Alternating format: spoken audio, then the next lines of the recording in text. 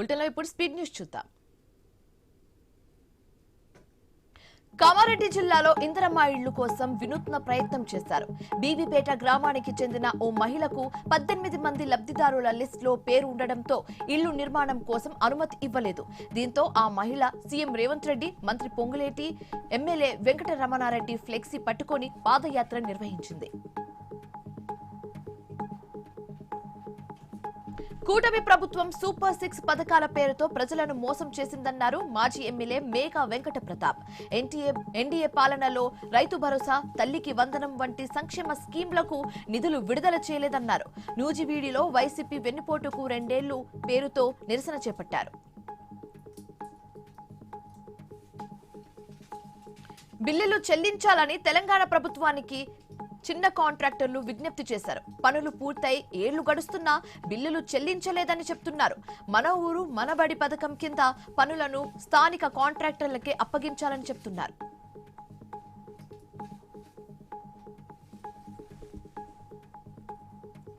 బాబు వెన్నపోటుకు 2 ఏళ్లు పేరుతో వైసీపీ నిరసన చేపట్టింది. హిందూపురంలో కూటమి ప్రభుత్వం ప్రజలకు ఇచ్చిన మేనిఫెస్టోను దహనం చేశారు. ఎన్డీఏ ప్రభుత్వంపై వైసీపీ ఆందోళనలు కొనసాగిస్తామని వైసీపీ సమన్వయ కార్యకర్త దీపిక తెలిపారు. విశాఖ జిల్లా గోపాలపట్నంలో అగ్ని ప్రమాదం జరిగింది. హైదరాబాద్ పెరల్స్ షాప్ లో ఒక్కసారిగా మంటలు చెలరేగడంతో స్థానికులు భయాందోళనకు గురయ్యారు.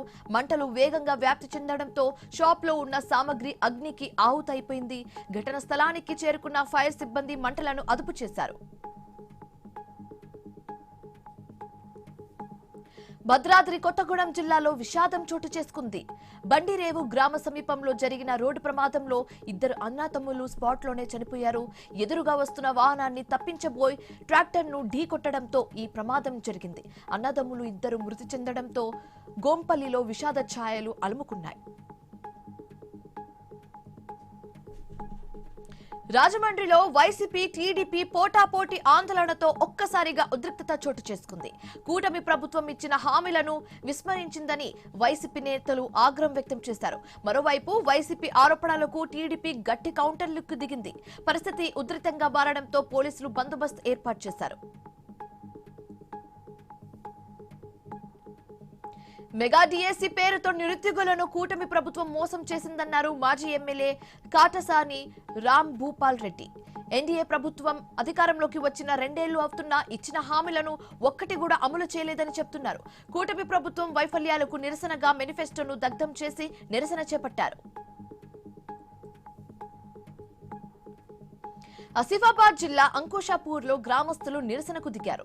తమ గ్రామానికి రోడ్డు సౌకర్యం లేక ఇబ్బంది పడుతున్నామని ఆవేదన వ్యక్తం చేశారు.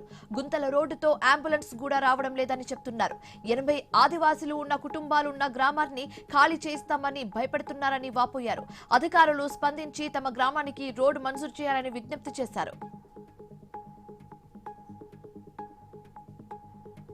నిర్మల్ జిల్లా పెంబిలో గ్రామస్తులు చేస్తున్న దీక్ష 11వ రోజుకు చేరుకుంది. కడెం, దొత్తి వాగులపై వంతెనలు నిర్మించాలని విజ్ఞప్తి చేశారు. పెంబి మండల వ్యాప్తంగా పలు గ్రామాలకు రవాణా సౌకర్యాలు లేక ఇబ్బందులు పడుతున్నామని వాపోయారు. ఎలక్షన్స్ వచ్చినప్పుడే నాయకులు తమ గ్రామానికి వస్తున్నారని, తర్వాత పట్టించుకోవడం లేదని ఆవేదన వ్యక్తం చేస్తున్నారు.